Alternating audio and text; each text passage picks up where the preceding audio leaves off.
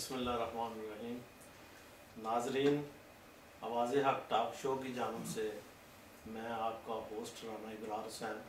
آج ہمارے ساتھ ایک بہت ہی بڑی عظیم دینی شخصیت ڈاکٹر اقبال مسعود ندوی صاحب ہیں، جن نے جو ہے وہ پی ایچ ڈی سعودی عربیہ سے مکہ مکرمہ یونیورسٹی سے کی، اور اس کا جو پی ایچ ڈی جس سبجیکٹ پہ کی وہ تھا فقہ اور اصول فقہ۔ تو 26 سال ان کا قیام سعودی عربیہ میں رہا، اس کے بعد 18 سال سے یہ کینیڈا میں مقیم ہیں اور وہاں ICNA کے پریزیڈنٹ ہیں۔ اس کے علاوہ کونسل آف امام کے یہ چیئرمین ہیں۔ تو ناظرین، بہت ہی عظیم شخصیت کا یہ تیسرا دورہ جاپان ہے، اور اسلامک سرکل آف جاپان کی جانب سے انہیں مدعو کیا گیا۔ تو ماشاءاللہ ان کی روزانہ کی شب و روز جو ہیں وہ مصروفیات یہاں دینی حلقوں میں ہیں، اور لوگ دور دراز سے آ کے ان کی جو گفتگو ہے اور دین اور اسلام کے متعلق جو پیاس ہے وہ اپنی بجا رہے ہیں۔ تو آئیے ہم ان سے کچھ ان کے ابتدائی زندگی کے متعلق سوالات کرتے ہیں اور انہی کی زبانی ان سے پوچھتے ہیں۔ السلام علیکم۔ جی وعلیکم السلام ورحمۃ اللہ۔ جی، بڑی خوشی تھی ہمیں آپ کا یہاں تشریف لائے، ہم ویلکم کرتے ہیں واضح حق کی جانب سے آپ کو۔ تو سر، آپ ہمیں بتائیں کہ آپ کا جو ہے وہ کس علاقے سے، کس ملک سے جو ہے وہ بنیادی تعلق ہے، اور آپ کا پیدائش جو ہے وہ کیسے ماحول میں ہوئی، اور پھر آپ نے ابتدائی تعلیم کہاں سے حاصل کی، اور اس کے بعد اس طرح آپ کی مناظر جو ہیں وہ طے کرتے ہوئے آج ایک عظیم جو ہے دینی شخصیت ہیں آپ۔ جی، سب سے پہلے تو ناظرین کی طرف کو میں اپنا بہت ہی گرم جوشی کے ساتھ میں ان کو کہوں گا السلام علیکم ورحمۃ اللہ وبرکاتہ، اور پھر رانا صاحب کا شکر گزار ہوں کہ انہوں نے مجھے یہاں پر اس پروگرام میں مدعو کیا۔ اور واقعہ یہ ہے کہ بہت سی باتیں ایسی ہوتی ہیں جو اللہ تعالیٰ کی طرف سے متعین ہو جاتی ہیں، آدمی منصوبہ نہیں بناتا۔ بہرحال آج یہ ملاقات بھی اسی ایک میرے لیے ایک نعمت ہے۔ میں نے اس کے بارے میں جیسے سوچا نہیں تھا پہلے۔ اپنے بارے میں بات کرنے میں آدمی کو تھوڑی سی تکلف ہوتا ہے، لیکن بہرحال یعنی تعارف میرا یہ ہے کہ میں ایک ریاست ہے بھوپال نام سے، جو آزادی سے پہلے مسلمان ریاست تھی، اور ہندوستان میں ان ریاستوں میں سے تھی جس کا بڑا علمی اور دینی مقام تھا۔ خاص طور سے ہماری جو تاریخ ہے اس میں اگر آپ دیکھیں تو ریاست بھوپال میں 4 خواتین نے حکومت کی، اور یہ خاص بات ہے کہ ان کی دینی رجحان کا عالم یہ تھا کہ 2 کام انہوں نے بہت بڑے کیے انتظام مملکت کے علاوہ۔ ایک تو یہ کہ وہاں پر مسجدیں انہوں نے بڑی عالیشان تعمیر کی، یعنی آپ یہ سمجھیے کہ اگر آپ نے لاہور کی شاہی مسجد دیکھی ہے یا جامع مسجد دہلی دیکھی ہے تو اسی سے ملتی جلتی ایک مسجد بھوپال میں ہے تاج المساجد کے نام سے، اور ایک خاتون شاہجہاں بیگم نے اس کو بنایا تھا، اور وہ نامکمل رہ گئی تھی۔ پھر ایک بہت بڑے عالم ہیں جو سلیم الرحمن صاحب ندوی یہاں پر ہیں، ان کے بڑے ابا مولانا عمران خان صاحب نے اس کو پورا کیا ہے۔ تو یہ ریاست میں یہ اعزاز حاصل رہا ہے کہ اس ریاست میں علامہ اقبال نے کئی مہینے قیام کیا ہے، کبھی بعض سفر کی وجہ سے، کبھی بیماری کی وجہ سے، اور بعض اشعار ان کے کلیات میں وہ ہیں جو بھوپال میں کہے گئے ہیں۔ اور نواب حمید اللہ خان جو اس ریاست کے آخری نواب تھے، انہوں نے خاص طور سے اقبال سے تعلق تھا تو انہوں نے ان کو اپنے یہاں بلایا بھی، اور سر سید کے پوتے راس مسعود اس زمانے میں وزیر تعلیم تھے، انہوں نے ان کو خاص طور دعوت دے کے اپنے یہاں کیا۔ ایک اور شخصیت جو یقیناً پاکستان کے ساتھی اور ہمارے حضرات اچھی طرح سے واقف ہوں گے، ڈاکٹر عبدالقدیر خان، ان کا تعلق بھوپال سے ہے، اور اصلاً یہ بھوپال سے ہی پاکستان ہجرت کر کے گئے تھے، تو بہرحال ہمیں اس سے تعلق محسوس ہوتا ہے ان سے۔ پاکستان بننے سے پہلے یہ ریاست بڑی پرامن تھی۔ جس زمانے میں تقسیم کے وقت میں فسادات ہوئے، یہ علاقہ وہ تھا جو محفوظ رہا، اس میں مسلمان غیر مسلم سب نے آگے پناہ لی، اور یہ تھا۔ لیکن ریاست اب ختم ہو گئی ہے۔ جو خاص بات اس ریاست میں تھی وہ یہ تھی کہ نواب صدیق حسن خان قنوجی نواب شاہجہاں بیگم کے شوہر تھے، اور بڑی علمی شخصیت تھے، یعنی ان کی تقریباً 200 کتابیں ہیں، اور زیادہ تر عربی میں ہیں، عالم عرب میں ان کا بڑا مقام ہے۔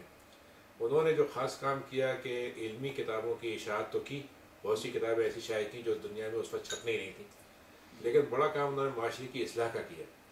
تو بھوپال میں جو میرا اپنا بچپن جہاں پر گزرا ہے، میں نے دیکھا کہ وہاں بڑی سادہ زندگی تھی، اور اس میں بہت ہی ہلکے پھلکے طریقے سے اسلام پہ صحیح باتیں ہم وہاں پہ عمل کرتے تھے۔ تو بعض دفعہ اس سے مجھے ہمیشہ یہ تربیت کا مجھے موقع ملا کہ اگر ماحول اچھا بنا دیا جائے تو پھر انسان کو اسلام پہ عمل کرنا، چاہے وہ کتابیں نہ پڑھ رہا ہو، لیکن عمل کرنا آسان ہو جاتا ہے۔ تو میری اس لحاظ سے بڑی خوش قسمتی رہی کہ میں نے وہ ماحول دیکھا۔ میرے والد بہت زیادہ پڑھے لکھے نہیں تھے، لیکن ان کو شوق تھا پڑھانے کا۔ میں ان کا سب سے بڑا بیٹا ہوں، ہم 10 بہن بھائی ہیں، تو ان کو شوق تھا قرآن مجید حفظ کرانے کا، مجھے حفظ کرایا انہوں نے۔ پھر اس کے بعد میں وہیں پر ایک مدرسہ ہے تاج مساجد میں، اس میں نے پڑھا۔ پھر مجھے ندوۃ العلماء لکھنؤ کا بہت بڑا مدرسہ ہے، جو سمجھیے کہ جب ہمارے ہاں دینی تعلیم میں یہ ہو گیا کہ علی گڑھ نے دنیاوی تعلیم کا نظام لے لیا، دیوبند نے دینی تعلیم کو لے لیا، تو ندوۃ العلماء کی تحریک اٹھائی گئی کہ ہم دونوں کو کیسے لے کے چلیں، دین اور دنیا دونوں کی تعلیم کو ہم ساتھ لے کے چلیں۔ تو اس فکر کا یہ مدرسہ اب یہ قائم ہے، 100 سال ہو چکے ہیں اب اس کو۔ تو میں نے وہاں تعلیم حاصل کی، مجھے وہاں پر بڑا سیکھنے کا موقع ملا۔ اس کے بعد میں واپس بھوپال آ کے میں نے کالج کی ایجوکیشن بھی لی، میں نے BA کیا، پھر اس کے بعد MA کر رہا تھا میں، اور اس کے بعد مجھے موقع ملا سعودی عرب جانے کا۔ تو سعودی عرب میں نے وہاں پر پھر سے دینیات کی BA، پھر اس کے بعد MA اور PhD کی۔ تو ایک لحاظ سے مجھے سب سے بڑا فائدہ یہ ہوا کہ جو چیزیں ہم پڑھتے ہیں، جب دین کا گہرائی سے مطالعہ کریں تو حقیقت یہ ہے کہ بہت سی باتیں پڑھنے سے واضح ہو جاتی ہیں۔ یعنی غلط فہمیاں ہیں معاشرے میں، دین کے بارے میں معلومات ہیں، اختلافات ہیں، الگ الگ لوگ رائے دیتے ہیں، لیکن جب آپ دین کو گہرائی سے پڑھیں گے تو پتہ چلے گا کہ نہیں، یہ اختلافات ہم نے بنا دیے ہیں، اسلام میں اس طرح سے نہیں ہے۔ تو یہ بہت بڑی چیز ہے۔ پھر اس کے بعد اللہ نے مجھے موقع دیا کہ میں سعودی عرب میں پڑھایا، میں نے یونیورسٹی میں، وہیں کے سمجھیے کئی شہزادے میرے شاگرد تھے، اور وہاں سے مجھے موقع ملا کینیڈا آنے کا۔ تو کینیڈا میں وہاں پر میں ایک کمیونٹی کا امام اور وہ تھا۔ پھر وہاں سے ٹورنٹو میں اکنا جو ہے اسلامک سرکل آف نارتھ امریکہ کے نام سے ادارہ ہے، اس کی ایک مسجد تھی، اس کا میں ڈائریکٹر تھا، اور بھی علاوہ اس کی بڑی ضرورتیں سہولتیں ہیں۔ لیکن سب سے بڑی بات یہ ہے کہ مجھے یہ موقع ملا کہ جدید تعلیم کا سیکھنے کا موقع ملا، پھر مسلمانوں کے نئے ملکوں میں مسائل کیا ہیں وہ دیکھنے کا اور سمجھنے کا موقع ملا۔ تو الحمدللہ یعنی میں اب 18 سال ہو گئے ہیں، اور کمیونٹی میں مختلف قسم کی وہاں پر جو بھی خدمت ہو سکتی ہے انجام دیتا ہوں۔ بڑی بڑی خدمتیں جو ہیں وہ بنیادی طور پر یہ ہیں کہ فیملی کے مسائل ہوتے ہیں، خاندان کے، ان کو کیسے حل کیا جائے، بچوں کی تربیت کے لیے کیا کیا جائے، ادارے کیسے قائم کیے جائیں۔ ہماری جو سب سے بڑی ضرورت اس وقت ہے وہ یہ ہے کہ ہم افراد کے طور پر تو آ گئے ہیں، لیکن ہمارے ادارے ہونا چاہیے۔ اداروں کا میں مطلب سمجھتا ہوں کہ صرف مسجد ادارہ نہیں ہے، تو ایک ادارہ ہے، بلکہ وہ سینٹر ہے، لیکن اس کے ساتھ ساتھ مالیاتی ادارے، اس کے ساتھ ساتھ سماجی خدمات کے ادارے، اس کے علاوہ یعنی آپ یہ کہیے کہ یہاں کی دفاع عامہ کے، اور سب سے بڑی بات یہ ہے کہ سوشل تربیت کے، کیونکہ بچوں کے مسائل جب پیدا ہوتے ہیں تو ہمارے ایسے لوگ ہوں جو گویا بچوں کو کہیں ضائع نہ ہو جائیں، ان کو وہ سوشل سماجی طور پر لیں۔ اسی کے ساتھ ساتھ میڈیا، یعنی میڈیا میں لوگ ہوں جو اسلام کی بات کو پیش کر سکیں، جو اسلام کے خلاف بات کہی جا رہی ہے اس کو توڑ اس کا پیش کر سکیں، جواب دے سکیں۔ تو یہ ہماری ضرورتیں ہیں۔ اور ایک چیز جو ہمارے لیے بہرحال ہم چاہیں مانیں یا نہ مانیں لیکن ہو گئی ہے کہ ہمیں جو کام کرنا ہے خود کرنا ہے۔ بڑی بڑی حکومتیں ہیں لیکن ان سے ہم کوئی بہت زیادہ مدد کی امید نہیں رکھتے، تو دوسرے الفاظ میں ہمیں اپنا ہی کنواں کھودنا ہے اور پھر پانی نکالنا ہے۔ تو ایک تو اس میں یہ ہے، تو میں ہمیشہ یہ سمجھتا ہوں کہ ایک ادارے کی ہمیں بڑی ضرورت ہے جو ہم نے اپنی تاریخ میں بنایا تھا اور 1000 سال چلایا، وہ ہے وقف۔ ہمارے پرانے لوگوں نے جب بیت المال کمزور ہو گیا اور دولت مطلب یہ کہ بادشاہوں کے ہاتھ میں چلی گئی، تو انہوں نے وقف کا نظام بنایا تھا، جس کے ذریعے سے ہمارے علمی ادارے، ہمارے شفا خانے، ہمارے سفر کی چیزیں سب فری ہوتی تھیں، کوئی پیسہ، یعنی ہمارے 1000 سال کی تاریخ میں ہم نے کبھی تعلیم پہ فیس نہیں لی، کبھی علاج پہ پیسے نہیں لیے، اور یہ وقف کا کام ہوتا تھا۔ مسلمان ہوتے تھے وقف کر دیتے تھے اور اس کے لیے چلتا رہتا تھا۔ یہاں پر ضرورت ہے، جاپان میں بھی میں سمجھتا ہوں ضرورت ہے، یہاں پر ہے تو بہت اچھی بات ہے، ورنہ ضرورت ہے کہ وقف بنے، تاکہ جو ہمارے جو مالی مسائل ہیں وہ ہم خود سے اس طرح سے حل کر لیں کہ کہ چندہ تو ہم جمع کریں گے تھوڑا بہت اس سے بھی مدد ملے گی, کچھ اسکول فیس بھی لیں گے, لیکن ایسا ہو کہ 40-50% وقف سے ہماری ضرورتیں پوری ہو جائیں. تو یہ ادارے قائم کرنے کی ہم نے وہاں کوشش کی ہے, الحمدللہ کچھ چیزیں شروع ہو گئی ہیں. اور آخری بات یہی ہے اس میں کہ میں چاہتا ہوں کہ, اور ہماری سب کی خواہش ہے اور میں بھی اس میں شریک ہوں, کہ ہم اگلی نسل کو اسلام کی میراث ان کے ذمے دے دیں. یعنی کس طرح سے وہ بچے جو وہیں پنپ رہے ہیں, وہیں کی زبان جانتے ہیں, وہاں کے ماحول کو سمجھتے ہیں, اور وہ ہم سے بہتر اسلام کے نمائندے بن سکتے ہیں, تو کیسے ہم یہ کر سکیں کہ ہم اپنی جو کچھ بھی تجربہ ہے, جو ہماری معلومات ہیں, وہ ہم ان کو دے دیں, تاکہ اگلی نسل جو ہے وہ اسلام کی ہم سے بہتر نمائندہ بن سکے. بالکل ٹھیک ہے جی, بہت اچھی بات آپ نے, پوری تفصیل کے ساتھ مفصل آپ نے حالات زندگی بتائے. میں تھوڑا سا اسی آپ کی آخری بات سے ملتے جلتا حالات جو ہیں جاپان کے اندر بھی ہیں, کہ ہم لوگ کوئی 28 سال سے آیا ہے, کوئی 25 سال سے آیا, اب ہماری جو اولادیں ہیں ان کی اولادیں جو ہیں وہ جاپنیز فیملی کے ساتھ شادیاں ہوئی ہیں, تو وہ جو بچے ہیں اب بڑے ہو رہے ہیں, تو ہمیں یہ خدشہ ہے کہ جس طرح ان کی تعلیم و تربیت اولادوں کی ہوئی پاکستان میں یا انڈیا کے اندر مسلمان ماحول میں, وہ آگے ان کو نہیں مل رہی. تو یہ بالکل اسلام سے ہی نہ ہٹ جائیں کہ دنیا کی کامیابیاں دیکھتے دیکھتے ہم جو اصل کامیابی ہے وہ تو ہے دین کی, آخرت کی, تو اس کا اگر بچوں کو پتہ ہی نہیں ہوگا تو کل کو ہمارے مرنے کے بعد ہماری نماز جنازہ بھی نہ آتی ہوگی, دعا بھی نہ کرنی آتی ہوگی, تو پھر یہ بہت ہی ایک جو ہے لمحہ فکریہ ہے. تو میں جناب سے یہ پوچھنا چاہتا ہوں کہ آپ اپنا کوئی ایسا ہمیں اس کا حل بتائیں اور مشورہ دیں کہ کس طرح یہ اگلی نسل کو بچایا جا سکے. دیکھیے کہ اللہ تعالیٰ نے ہم کو یہ بتایا ہے کہ اے ایمان والو, اپنے آپ کو اور اپنے بچوں کو, اپنے گھر والوں کو جہنم کی آگ سے بچاؤ. تو دوسرے الفاظ میں ہر مسلمان کی, یعنی اس سے تعلق نہیں ہے کہ وہ عالم ہے کہ غیر عالم ہے, ہر مسلمان اس کی 3 ذمہ داریاں ہیں. پہلی ذمہ داری تو اس کو اپنی جنت کی فکر کرنی ہے, کیونکہ ہر آدمی اپنے عمل کا جواب دہ ہوگا. دوسری اس کی سب سے پہلی ذمہ داری اس کے گھر والے ہیں, بیوی ہے, بچے ہیں, جو بھی اس سے متعلق لوگ ہیں, تو ان کو بچانے کی فکر کرنا. اور تیسرے درجے میں سارے انسانوں کو بچانے کی فکر کرنا. یعنی مسلمانوں کی دعوت یہ ہے کہ ہم جو حق اللہ نے ہم کو دیا, ہم چاہتے ہیں دوسروں کو بھی مل جائے. تو یہ تینوں ذمہ داریاں جو ہیں بیک وقت مسلمانوں کو انجام دینی ہے. اچھا, اب اس میں کچھ ہمارے جو بچوں کی یہاں پرورش ہو رہی ہے, کچھ چیزیں ان کے پاس پازیٹیو ہیں, کچھ نگیٹیو ہیں. نگیٹیو اگر میں کہوں تو یہ ہے کہ ہمارے بہرحال اللہ نے ہمیں جو بھی حالات تھے, ہمارے پاس ایک ماحول تھا, ہمارے پاس ایک ایکسٹینڈیڈ بڑی ہوئی فیملی تھی, خاندان کے مختلف افراد ہوتے تھے کہ اگر باپ سنبھال نہیں رہا تو چچا نے سنبھال دیا, چچا نہیں ہے تو دادا نے سنبھال دیا. جوائنٹ فیملی سسٹم ہوتا تھا. اس میں بچوں کو نہ صرف یہ کہ سیکھنے کا موقع ملتا تھا, بلکہ وہ مختلف طریقوں سے تربیت کا ان کا ایک شکل چلتی تھی اور تحفظ ان کو ہوتا تھا. وہ چیز یہاں پر بچوں کو نہیں ہے. دوسری چیز یہ ہے کہ ہمارے پاس اگر باپ نہیں سکھا رہا ہے تو سکھانے کے بہت سے ذریعے تھے. آپ نے کچھ مسجد میں جا کے سن لیا, آپ نے کوئی ٹی وی پہ دیکھ لیا, آپ نے کسی بزرگ سے بات کر لی, مختلف طریقے تھے. تو اس کے نتیجے میں یہ مسئلہ جو ہے ان کے لیے نگیٹو ہے. جی, میں آپ کو انٹرپٹ کر رہا ہوں معذرت کے ساتھ, ہمارا وقفے کی جانب ٹائم جو ہے وہ ہو گیا, تو ناظرین جائیے گا مت, بہت جلد ہم دوبارہ گفتگو کا سلسلہ یہیں سے شروع کریں.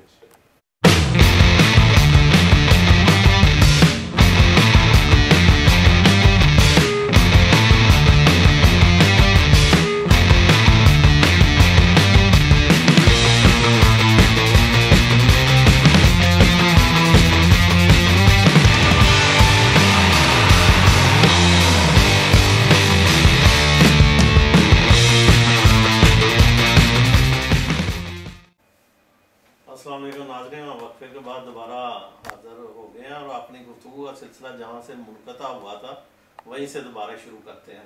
تو جناب ڈاکٹر اقبال مسعود صاحب, آپ اپنی گفتگو وہیں سے جاری رکھیں. ایک ہی صاحب نے بیان کیا, اب اس کا دوسرا میں یہ عرض کر رہا تھا کہ بچوں کو منفی طور پر تو یہ مسئلہ ہوا ہے کہ ان کو وہ ماحول نہیں ملا جو ہمیں مل گیا تھا, سیکھنے کے وہ مواقع نہیں ہیں. لیکن مثبت طور پر 2-3 چیزیں ایسی ہیں جو ان کے لیے وہاں بھی میسر نہیں جو ہمارے ملک ہیں. سب سے بڑی بات یہ ہے کہ ان کا تربیت جو ہے بڑی صاف ستھری ہے. ان کے یہاں چوری, مطلب دھوکے بازی, کسی کے ساتھ مطلب چھین کھپٹ حسد, یہ نہیں ہے. دل بڑے صاف ہیں ان لوگوں کے, اور وہ قانون کو بڑی اہمیت دیتے ہیں, قانون پہ چلتے ہیں. یہ بڑی اہم بات ہے کہ یہ بچوں کی اصلاً دیکھا جائے تو بنیاد بڑی سالڈ ہے. ہاں اب صرف یہ کہ ہم اس بنیاد کو اسلام کے لیے کیسے استعمال کریں. صحیح. تو اس کے لیے میں سمجھتا ہوں کہ ظاہر ہے کہ ہمارے پاس وہ تو اسباب نہیں ہیں جو دوسری جگہ ہوتے ہیں. وہ اسباب میں سمجھتا ہوں 2-3 چیزوں سے مل سکتے ہیں. سب سے بڑی بات تو یہ ہے کہ ہم بچوں کو ایک ایسا ان کا سسٹم بنائیں کہ وہ جو اچھے بچے ہیں ان کا ایک دوستی کا سلسلہ بنے, وہ ایک دوسرے سے سیکھیں, اور اس کے ذریعے سے وہ خود بھی اچھے ہوں گے اور ان کے شوق پیدا ہوگا کہ وہ دوسروں کو اسلام کے بارے میں دعوت دیں. ہم نے دیکھا ہے کہ جو بچے اسکول میں جاتے ہیں وہ ذرا سا ان میں دینی مزاج پیدا ہو جاتا ہے, وہ دوسروں کو متاثر کرتے ہیں. یعنی اسلام میں یہ خوبی ہے کہ وہ اگر ذرا سی اس کی بات پیش کی جائے دوسرے لوگ اس کو سنتے ہیں. دوسری چیز میں نے دیکھی ہے کہ ہمارے بچوں کی جو خوبی ہے وہ یہ ہے کہ اگر ہم ایک دفعہ ان کے اندر حلال اور حرام کا تصور پیدا کر دیں تو پھر اس کے بعد وہ بہت احتیاط کرنے والے اور ہم سے زیادہ محتاط ہو جاتے ہیں. مطلب میں مثال دیتا ہوں کہ آپ دیکھیے کہ جو ہمارے بچے ہوتے ہیں کھانے کی کوئی چیز پہلے پڑھتے ہیں کہ اس میں انگریڈینٹ کیا ہے, کیونکہ ان کو یہ معلوم ہے کہ یہ ہمیں نہیں کھانا. یہی ہمارے یہاں جیسے میں وہاں پر ہوں کینیڈا میں, ہمارے یہاں یہ مسئلہ ہے ہومو سیکسول تعلیم ہوتی ہے بچپن سے شروع کر دی گئی. تو میں بچوں سے یہ کہتا ہوں کہ بھائی ان بچوں کو آپ یہ بتا دیں کہ یہ حلال ہے اور یہ حرام ہے. نتیجہ یہ ہے کہ جب بچہ وہ قبول کر لے گا تو پھر اس پر وہ اس پہ قائم ہو جائے گا اور وہ اتنا مضبوط ہوگا کہ چاہے میں دیکھوں نہ دیکھوں وہ اس پہ قائم رہے گا. تو اس کی ہمیں بڑی ضرورت ہے. اسی کے ساتھ ساتھ میں سمجھتا ہوں کہ بچوں کا تعلق اسلامی سینٹر سے اور اسلامی اداروں سے بننا چاہیے, کیونکہ یہ واحد جگہ ہے جہاں پر وہ کچھ سیکھتے ہیں. تو وہ ان کے لیے یعنی ہو سکتا ہے ہمارے ملکوں میں یہ ضرورت نہ ہو لیکن یہاں یہ ہماری مجبوری ہے.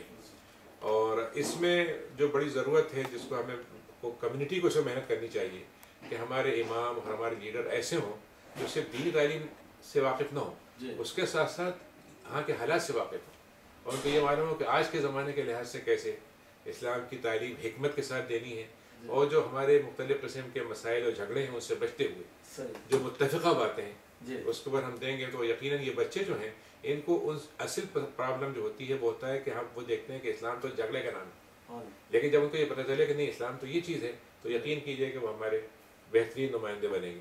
تیسری چیز بچوں کی یہ ہوتی ہے کہ ہمارے بچے جو ہیں ان کی خاص بات ہے وہ ایکشن کے لوگ ہوتے ہیں. ان کو آپ بہت لمبی چوڑی فلسفیانہ باتیں نہ بتائیں, ایکشن. تو آپ اگر ان کو ایکٹیو کر دیں گے اور کام کے ذریعے سے آپ اس کو دین پہ لائیں گے وہ زیادہ ایکٹیو کریں گے. مطلب میں ایک مثال دے رہا ہوں کہ فرض کیجیے آپ نے کہا بھائی مسجد کے لیے رات مطلب ہمیں تقریر کرنی ہے, تقریر وہ نہیں سنیں گے, لیکن آپ نے کہا بھائی رات کو قیام اللیل ہوگا اور تمہیں اس میں یہ حصہ لینا ہے, تمہارا یہ کام ہوگا, اس کا یہ کام ہوگا, اور سب کو مل کے کرنا ہے. وہ اس کے اندر مطلب میں آپ کو مثال دوں کہ ہمارے یہاں ہم نے بچوں کے لیے اسکاؤٹ کا پروگرام کیا. اسکاؤٹ تو عام چیز ہے لیکن اسکاؤٹ میں بڑی اچھی چیزیں ہیں. نتیجہ ہمارے بچے جو ہیں اس میں شوق سے کرتے ہیں اور اسی میں ہم ان کو اسلامی تعلیم بھی دیتے ہیں اسی کے ذریعے سے. اچھا ہم نے اسکاؤٹ کو کیا کیا, مسجد میں رکھا ہے, وہ مسجد سے بھی جڑ جاتے ہیں. تو یہ جسے آپ کہیں 3 in 1 4 in 1 ٹائپ کی چیز ہمیں دینے کی ضرورت ہے. اسی کے ساتھ جو بڑی ضرورت ہے اور وہ یہ ہے کہ ہم بچوں کو اس انداز سے تیار کریں کہ یہاں کی زندگی میں وہ آگے آئیں.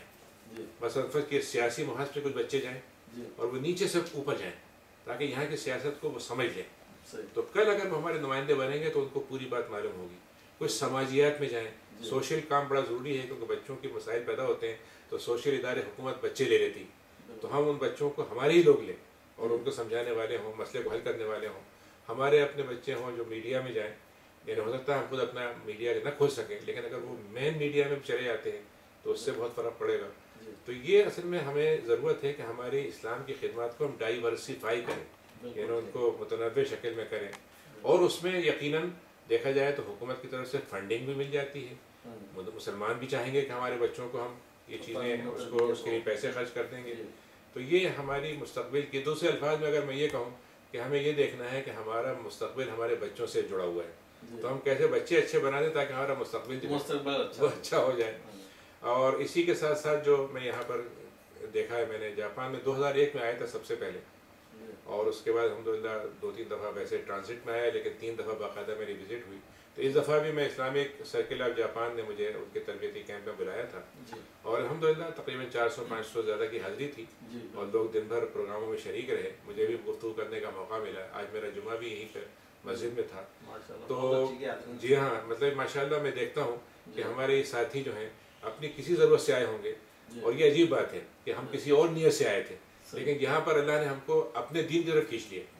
یعنی اللہ کی ہم پہ نعمت ہے تو اس کی ہمیں یقیناً میں دیکھتا ہوں کہ اس کی مسجد آپ سوچتے ہیں ہم نے بنا لی ہے، شاید یہ اب بھرے گی نہیں، لیکن وہ اوور فلو ہوتی. آج ماشاءاللہ چھٹی کا دن تھا تو مسجد جو تھی بالکل فل بھری ہوئی تھی.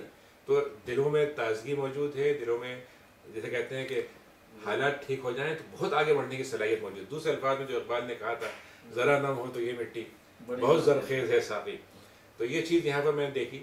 لیکن میں نے دیکھا کہ یہاں کے دو مسئلے ہیں جس پہ ہمیں توجہ کی ضرورت ہے، کیونکہ زیادہ تر یہاں پر جو ہمارے نوجوان ہیں، جو لوگ آئے ہیں، انہوں نے جاپانی خواتین کو مسلمان کیا، پھر شادی بھی کر لی بعض لوگوں نے، اور الحمدللہ بڑی اچھی خواتین ثابت ہوتی ہیں، گھریلو ہوتی ہیں.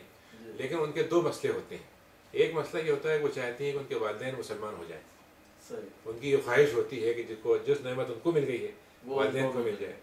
دوسری ان کی خواہش ہوتی ہے کہ ان کے بچوں کی تربیت اچھی ہو جائے. اب ظاہر ہے کہ اگر ہم اس بچوں کی تربیت کو ایسی جگہ بھیجیں جہاں جاپانی مطمئن نہ ہوں، جن کو محسوس ہو کہ معیار اچھا نہیں ہے، تو ہمیں ضرورت کرنی چاہیے. میں نے ایک دفعہ جب شروع میں آیا تھا تو میں نے مشورہ دیا تھا کہ آپ ایسا کریں کہ ملیشیا میں اپنے ادارے بنائیں بچوں کی تربیت کے لیے، کیونکہ بچے پاکستان نہ بھیج سکیں تو یہاں بھیج دیں، کوئی ایسا کام کریں. تو یہ دو چیزیں بڑی ضروری ہیں جو ہمیں کرنی چاہیے. اور الحمدللہ مجھے بڑی خوشی ہوئی جب پہلی دفعہ آیا تھا تو حلال کا بہت بڑا مسئلہ تھا یہاں. اب تو الحمدللہ یعنی حکومت اب اس پہ توجہ دے رہی ہے، جو اولمپک کی وجہ سے حلال جو اولمپک ہونے والا ہے اس کی وجہ سے اچھا الحمدللہ نماز کے سلسلے میں صورتیں ہو رہی ہیں. تو یہ چیز بڑی اچھی ہے. اور میں سمجھتا ہوں کہ ایک خاص بات ہوتی ہے جو میں کینیڈا میں دیکھتا ہوں کہ کسی ملک کی ہسٹری اگر وہ اسلام سے دشمنی پر بنی نہیں ہے تو اس میں اسلام کے قبول کرنے کی بڑی صلاحیت ہوتی ہے. تو جاپانیوں کی ہسٹری جو ہے وہ بھی اینٹی اسلام نہیں ہے، اسلام سے ناواقفیت کی ہے، لا تعلقی کی ہے، لیکن دشمنی کی نہیں ہے. کیونکہ سلطان مطلب عثمانی خلفاء کے زمانے سے ان سے رابطہ تھا، اور ایک جہاز آیا تھا یہاں ڈوب گیا تھا. پھر بعد میں جب جنگ عظیم ہوئی تو انہوں نے باقاعدہ بادشاہ نے زمین دی مسجد کے لیے. تو یہ اس رشتے کو ہم کیسے، محبت کے رشتے کو کیسے ایمان کا رشتہ بنائیں، اس کا بڑا موقع ہے یہاں پر، اور اس کی ہمیں کوشش کرتے رہنا چاہیے. اللہ تعالیٰ ہم سے اور آپ سے یہ کام لے. بہت اچھی گفتگو ہے. میں آخر میں آپ سے یہ پوچھنا چاہتا ہوں کہ آپ کے اتنا 2-3 بار وزٹ ہو چکا ہے یہاں کا، اور ماشاءاللہ دینی اور اسلامی حلقوں سے جو ہے وہ روشناس بھی آپ ہو چکے ہیں. تو میں چاہتا ہوں کہ یہاں کے ماحول کے لیے اور دین کے لیے آپ کا کیا میسج ہے، آپ کیا میسج دینا چاہتے ہیں جاپان والوں کو؟ میرا تو صرف ہر جگہ ایک ہی میسج ہوتا ہے کہ ہمیں مسلمان بن کے رہنا چاہیے اور امت مسلمہ کا حصہ بن کے رہنا چاہیے. ہمارے جتنے بھی فرقے اور اختلافات ہوں وہ امت مسلمہ کے مقابلے میں اہم نہ ہوں. اجتماعیت ہماری سب سے بڑی چیز ہو. اگر آپ دیکھیں نا، ایک گاؤں ہے جہاں پر ایک مسلک کے لوگ نماز پڑھتے ہیں، وہاں ایک ہی مسلک ہے، لیکن یہاں پر ایک مسجد میں 50 مسلک کے لوگ ہو سکتے ہیں. تو اب ہم سب کو کیسے ایک ہی مسجد میں مطلب جو قبول کر لیں اور سب کے ساتھ مل کے کریں، اس کی بڑی ضرورت ہے. یعنی اللہ تعالیٰ نے ہم کو پھر سے یہ موقع دیا ہے کہ ہم مختلف چھوٹے چھوٹے جو ہمارے گھروندے تھے یا تقسیمیں تھیں اس سے ہٹ کر بڑے ایک اسلامی وحدت کی طرف آئیں. بالکل. اور آپ دیکھیں تو اقبال نے جس طریقے سے ہم کو بلایا ہے اور یہ کہا ہے کہ بھائی تو مطلب یہ کہ جو امت ہے امتیں بن جائے. اقبال نے اپنے بارے میں کہا تھا کہ یہ مرد خدا مست نہ شرقی ہے نہ غربی، گھر میرا نہ دلی نہ صفحہ نہ سمرقند. تو کیسے ایسا ہو جائے کہ ہم جو ہے مطلب یہ کہ جیسے کہتا ہے اقبال نے کہا تھا کہ تاب خاک کاشغر، کہ کہاں سے پورا ملک جو ہے، یہ اس کی بڑی ضرورت ہے. اور یہی ہماری طاقت ہے. ہماری طاقت نہ تو اسلحہ ہے، نہ ہماری طاقت کوئی مادی طاقت ہے، کوئی چیز نہیں. ہم جاپانیوں کو کوئی چیز نہیں دے سکتے، ٹیکنالوجی میں ہم سے آگے ہیں، علم میں ہم سے آگے ہیں، لیکن یہ چیز ہم ان کو دے سکتے ہیں، اور یہ ہمیں خود اپنے اوپر نافذ کرنا ہوگی. تو پھر وہ دوسرے ہمارے لیے ہم کو نمونہ سمجھ کر آگے بڑھیں. فراغ دلی سے اور اتحاد و یکجہتی کا مطالبہ. جی ناظرین، آخری جو میسج ہے وہ پاکستانی کمیونٹی کے علاوہ جتنی بھی اسلام سے تعلق رکھتی کمیونٹی مختلف ممالک کی، ان سب کے لیے ایک ہی میسج ہے کہ دین اسلام کا ہم ایک لا الہ الا اللہ محمد رسول اللہ کے رشتے سے جڑے ہوئے ہیں. تو ہم اسی رشتے سے اپنی پہچان بنائیں اور سب ایک ہو کے اتحاد و یکجہتی کا مظاہرہ کریں، اور اپنے دین اور اسلام سے ہم اپنی جو ہے وہ اپنا حالات زندگی جو ہیں وہ قرآن اور حدیث کے مطابق اگر عمل کرتے ہوئے، عمل پیرا ہوتے ہوئے اپنی زندگیوں پہ، اپنے جسم پہ اس کو جو ہے وہ اتار لیں، تو میرا خیال ہے ہمارا آپس میں جو چھوٹے موٹے گروہی اور تسباتی مختلف گروہ بندیاں اور مختلف جو ہے وہ ہمارے اسلام کے اندر لوگ ہیں وہ سب ایک پلیٹ فارم پہ ہو جائیں، وہ دین اسلام کا پلیٹ فارم. اور اسی میسج کے ساتھ ہم آپ سے اجازت چاہتے ہیں. اللہ حافظ. Thank you G.